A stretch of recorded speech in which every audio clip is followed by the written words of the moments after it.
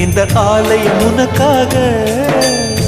வானில் ஒரு புயல் மழை வந்தால் அழகே என்னை எங்கனம் காப்பாய். கண்ணே உன்னை என் கண்ணில் வைத்து இமைகள் எனும் கதவுகள் அடைப்பேன். சத்தியமாகுமா?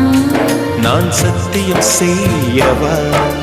தொடு தொடுவெனவே வானவில் என்னை தூரத்தில் அழைக்கின்ற நேரம்.